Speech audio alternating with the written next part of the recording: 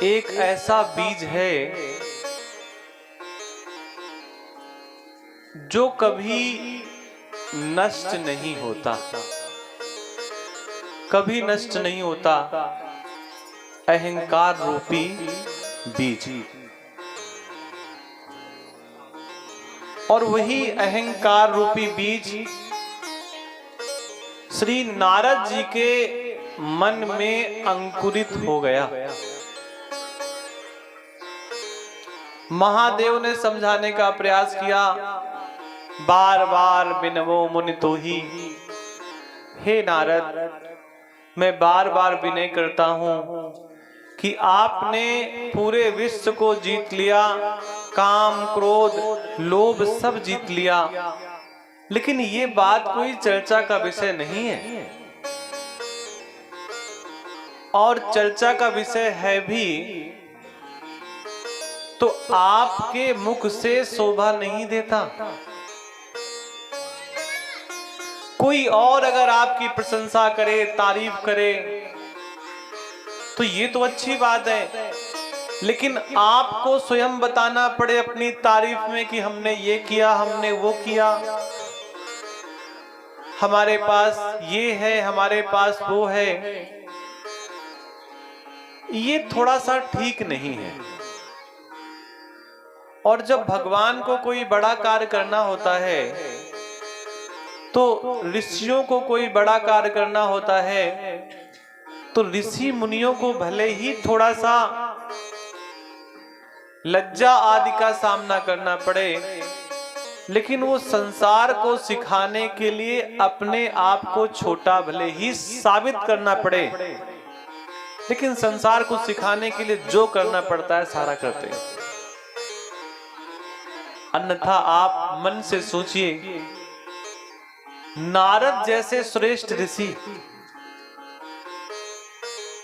एक ऐसे ऋषि जो कहीं भी जा सकते हैं, जिनकी पूजा प्रत्येक व्यक्ति करता है, देवता भी करते हैं, दानव भी करते हैं, मानव भी करते हैं।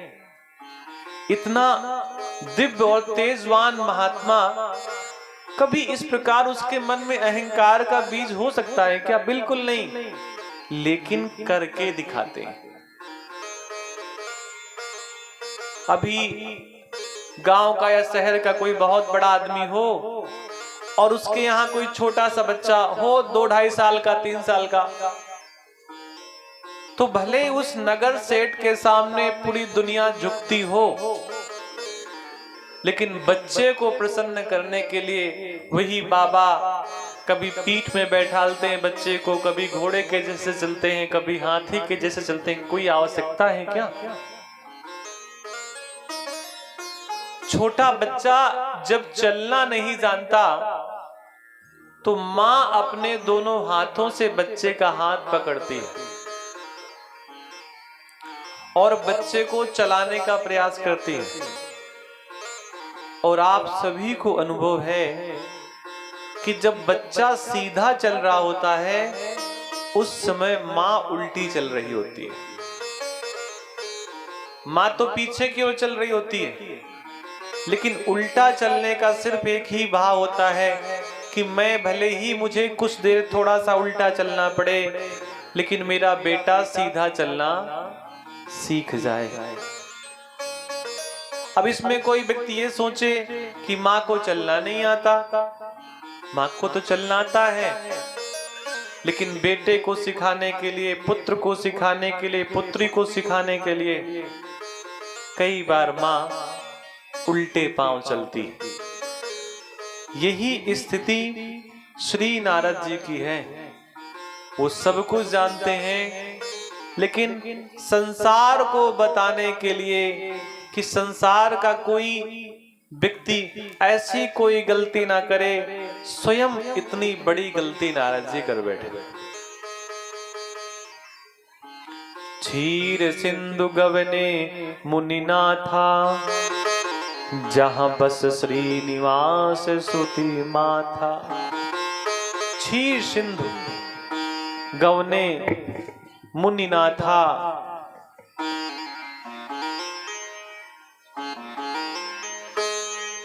भगवान विष्णु के यहां पहुंच गए, हरि के यहां पहुंच गए, क्षीर सागर में पहुंच गए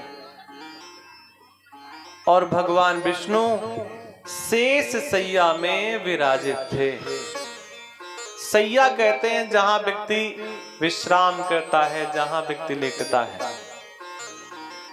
आप कभी भगवान विष्णु का वो चित्र देखिए जिसमें भगवान विष्णु लक्ष्मी जी के साथ बैठे हैं, तो आप देखेंगी कि भगवान विष्णु लेटे हुए हैं और भगवान विष्णु के पैरों को लक्ष्मी जी ने अपनी गोद में रखा है और धीरे धीरे उनके पैरों को दबा रही हैं। और ये प्रक्रिया जिसने भी अपने घर में शुरू कर दी, आप निश्चित मानिए उसका घर बैकुंठ बन जाएगा, उसका घर वृंदावन के जैसा बन जाएगा। लेकिन स्थितियां उल्टी होती हैं। भगवान विष्णु का चित्र आप देखेंगे तो भगवान विष्णु लेटे हुए हैं और लक्ष्मी जी बैठे बैठे उनके पैरों को दबा रही हैं। आप यही वाला चित्र देखेंगे। लेकिन कई घर परिवारों में होता है कि लक्ष्मी तो लेटी रहती हैं और बेचारे नारायण हाथ जोड़े खड़े रहते हैं कि देवी क्यों रूठी हो, क्या तुम्हें कष्ट है, क्या दुख है। और फिर वो बैकुंठ तो नहीं हो सकता जहां पर उल्टा चित्र आपको देखने को मिले। हरसी मिले उठी रमा निकेता। भगवान विष्णु के यहां जैसे ही नारद जी पहुंचे तो नारद जी खड़े होकर के नारद जी से भगवान विष्णु मिले।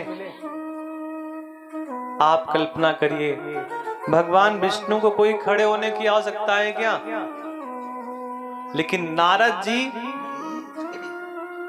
श्री नारद जी अहंकार के वशीभूत होने के कारण विष्णु भगवान को लग रहा है कि इनका अहंकार थोड़ा सा और बढ़ जाए।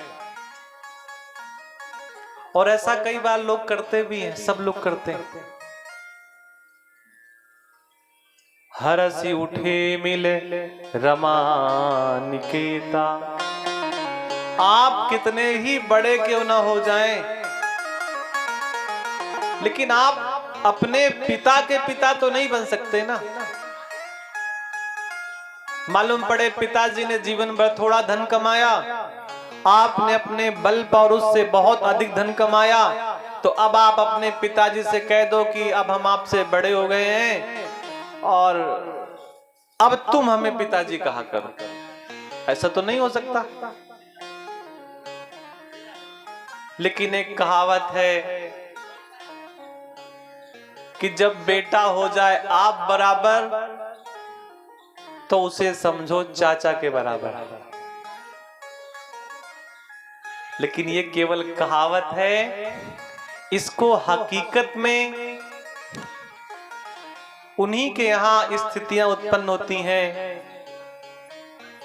जिनके यहां संस्कार की थोड़ी सी कमियां दिखाई देती हैं। बैठे आसन ऋषिन समेता। नारद जी से उठ करके भगवान विष्णु गले मिले और उसी आसन में बैठाल दिया।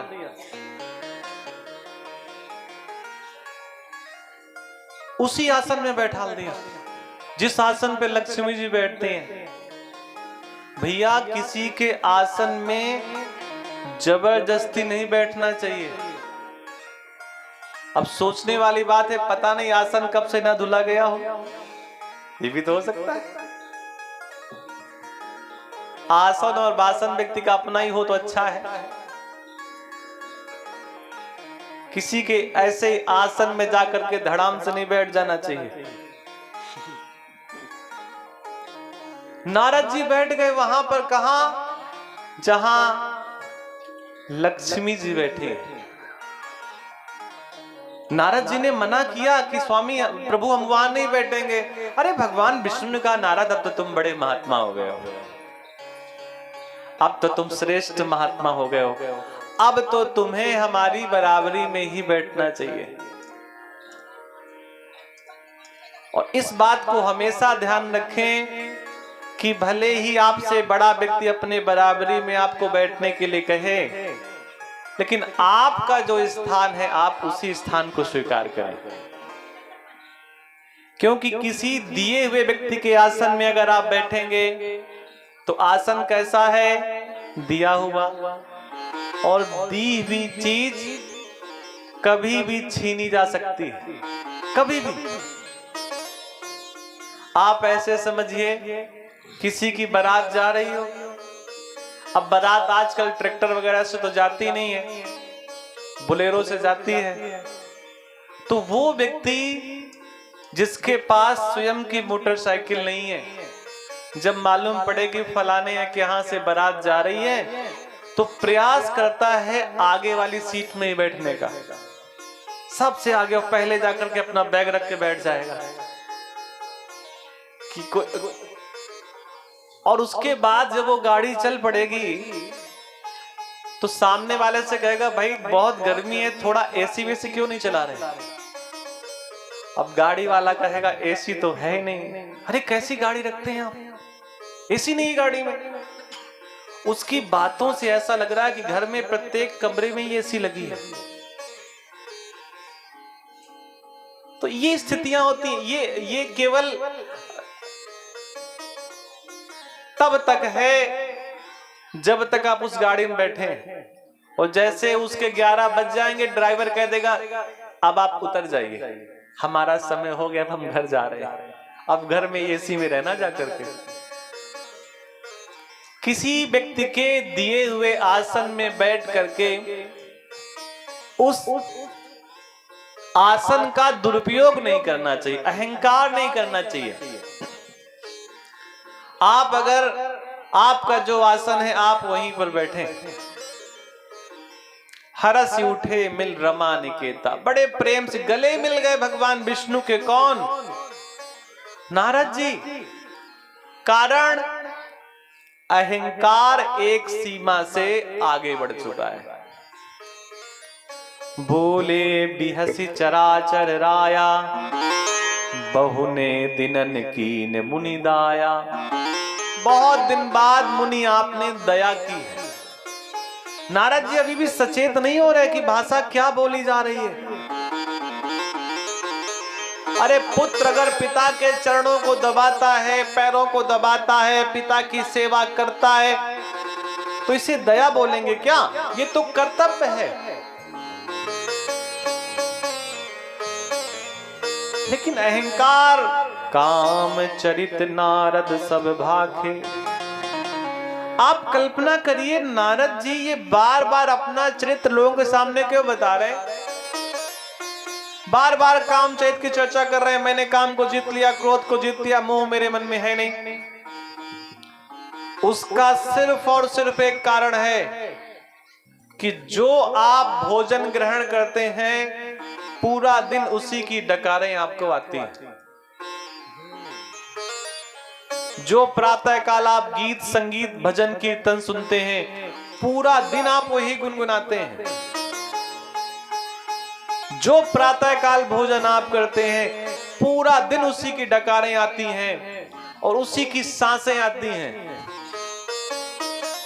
जो आपके अंदर है वही आसानी से बाहर निकल आता है। दिखावे की बात अलग हो सकती है, दिखावा तो बहुत देर तक नहीं रह सकता। जिन व्यक्ति का स्वभाव है क्रोध करना, वो बहुत देर तक मुस्कुरा करके नहीं रह सकते। नकली हंसी भी कुछ देर तक रहती है।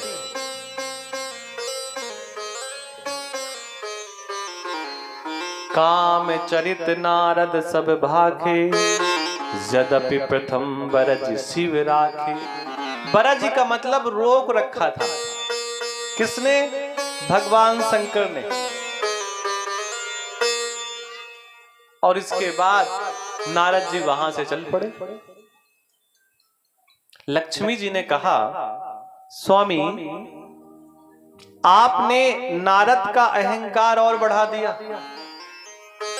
आप चाहते तो नारद को समझा सकते थे, लेकिन आपने और अहंकार बढ़ा दिया। भगवान विष्णु ने कहा कि अगर किसी के शरीर में फोड़ा निकल आया हो तो डॉक्टर के पास जाए, तो डॉक्टर क्या करता है, दवा देता है। 2 दवाएं देता है, एक लगाने वाली और एक खाने वाली। अब मरीज आकर के फोड़े में भूल जाता है कौन सी लगानी है कौन सी खानी है। लगाने वाली खा गया, वो खाने वाली लगा गया, तो फोड़ा तो ठीक नहीं हुआ, फोड़ा और बढ़ गया। तो वो मरीज फिर क्या करता है, डॉक्टर के पास दोबारा जाता है, कहता है भैया आपने जो दवा दी थी उससे ठीक तो हुआ नहीं।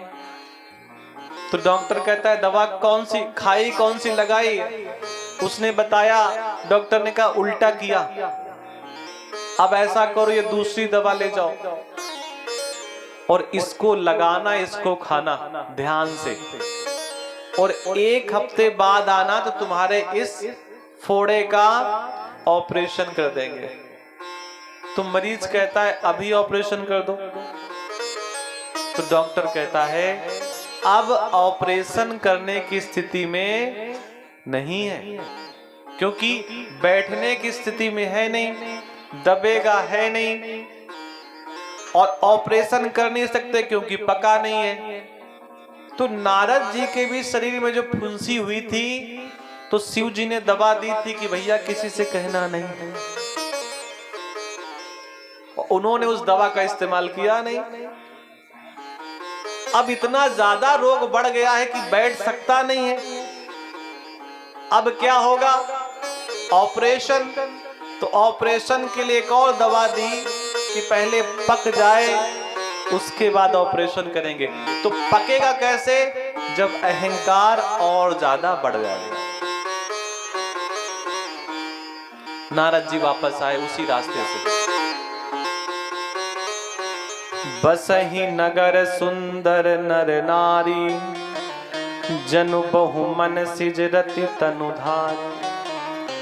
जिस रास्ते से नारद जी गए थे उसी रास्ते से नारद जी जब वापस आए तो नारद जी को एक सुंदर सा नगर दिखाई दिया।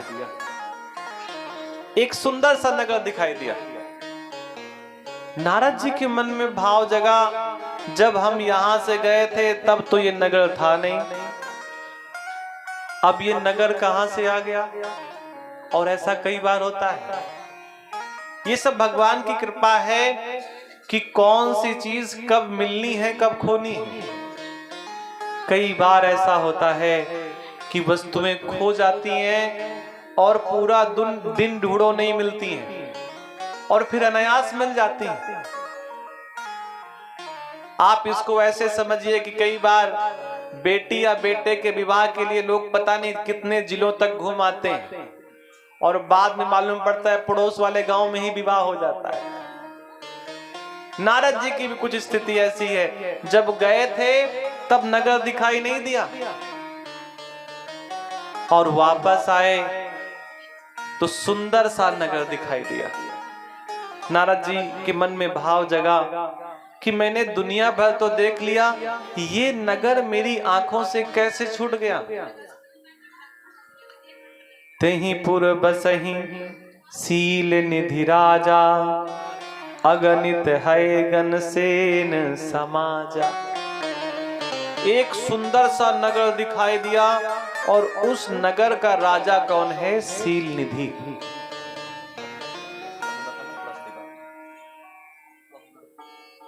उस नगर का राजा कौन है, सील निधि। और उनके यहाँ एक दिव्य कन्या है जिसका नाम है विश्व मोहिनी। क्योंकि जो ये नगर बसा है, ये नगर किसके द्वारा बसाया गया है, माया का। और माया का नगर बहुत चमकीला होता है, बहुत सुंदर दिखाई देता है। माया का नगर समझिए कि जैसे इस समय विवाह हो रहे हैं। अब विवाह में अब थोड़ा सा एक फैशन है सज धज करके आने वाली स्थितियों का। तो कई बार माया रूपी मेकअप इतना ज्यादा हो जाता है कि असली और नकली में फर्क करना बड़ा मुश्किल हो जाता है। असली कौन, नकली कौन। लेकिन सच मानिए, जो माया रूपी मेकअप करते हैं इनको नरक में भी जगह नहीं मिलेगी। ऐसा मेकअप कर देते पता ही नहीं चलता फलाने कौन ढिकाने कौन। कई बार तो बच्चे ही नहीं मां को पहचान पाते। माया का मेकअप भगवान विष्णु ने क्या किया, नारद जी पहचान ही नहीं पाए। और वहां पर जो राजकुमारी है वो कोई और नहीं, नारद जी की माताश्री है। लेकिन भगवान की माया ऐसी है, ऐसा भगवान ने रचा कि अपनी मां को भी नहीं पहचान पाए। सील निधि राजा ने जैसे ही देखा कि श्री नारद जी आए हैं, तो राजा ने उसी समय अपनी बेटी का हाथ नारद जी के हाथ में रख दिया। और हाथ रखने का कारण सिर्फ इतना है कि हमारी पुत्री का हाथ देखिए और हाथ की रेखाएं क्या कहती हैं, आप विचार करके सही सही और गलत गलत बताइए। हाथ की रेखाएं क्या कहती हैं। नारद जी उस राज्य में पहुंचे, वहां पर स्वयंवर की प्रक्रिया चल रही थी। स्वयंवर का मतलब जहां स्वयं वर चयन करने की प्रक्रिया। सोई हरि माया सब गुण खानी, शोभा तासु की जाय बखानी। करई स्वयंवर सो नृप बाला, आए तहां अगणित महिपाला। कहौ नाथ गुण दोष सब, एहि के हृदय विचार। नारद जी से राजा कह रहा है कि मुनिवर, हमारी बेटी का हाथ देखिए और इसके गुण और दोष दोनों विचार करके कहिए कि मेरी बेटी का भाग्य कैसा है, सौभाग्य कैसा है, इसे घर कैसा मिलेगा, वर कैसा मिलेगा। देख रूप मुनि बिरति बिसारी, बड़ी बारी लगी रहे निहारी। सील निधि राजा ने कहा कि हमारी बेटी का हाथ देखो, और नारद जी बेटी के मुख कमल की ओर देख रहे हैं।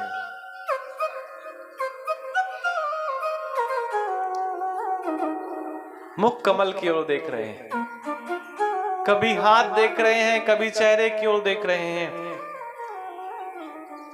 हाथ की रेखाएं पढ़ करके विचार करने की बात कही।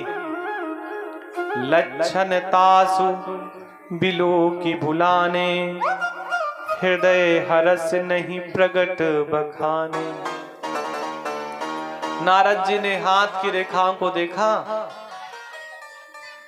तो हाथ की रेखाओं में जो लिखा था, नारद जी भगवान की माया का ऐसा प्रभाव हुआ कि उल्टा पढ़ रहे हैं। जो एहि बरै अमर सोई होई, समर भूमि तेहि जीत न कोई। जो यही बरै, इस बेटी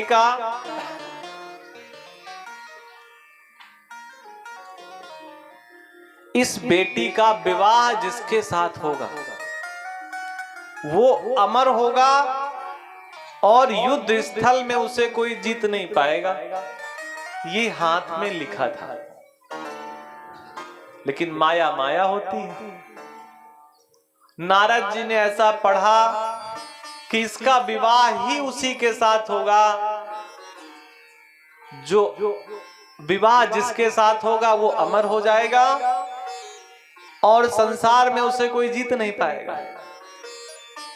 हाथ में लिखा है कि पहले से ही अमर होगा, और नारद जी को लगा है विवाह के बाद अमर हो जाएगा। अब नारद जी से वही सकल चराचर ताहि, बरहि सील निधि कन्या जाहि। नारद जी उस कन्या को के रूप को देख करके इतना मोहित हो गए कि जो काम क्रोध और मोह था उसको एक किनारे किया और मन में सोचने लगे, जप तप कछु न होई तहि काला, खे विधि मिलहि कवन विधि बाला। जब तप और तपस्या से कुछ नहीं हुआ, उससे क्या मिला है आज? अगर ये कन्या मिल जाए तब तो हम पूरा संसार जीत लेंगे। कन्या मिलेगी तो होगा क्या कि मैं कहीं भी किसी से भी जाकर के युद्ध करूंगा, मुझे कोई हरा नहीं पाएगा। ये कन्या के मिलने का परिणाम है। हमें समर भूमि में कोई जीत नहीं पाएगा, और केवल इतना नहीं, मैं अमर हो जाऊंगा। और इसी करो जाय सोई जतन बिचारी, जेहि प्रकार मोहि बरे कुमारी। चलिए, हमें बहुत देर से लग रहा था ये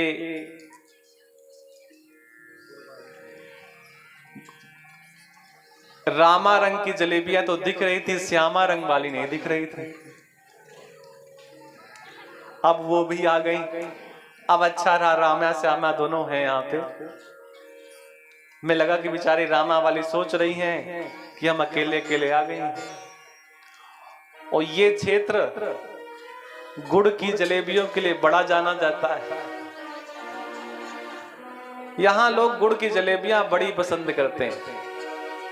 हमारे पंडित जी बेचारे नए नए बांदा में आए तो हमने इनको 250 ग्राम जलेबी दी, तो इन्होंने थोड़ी खाई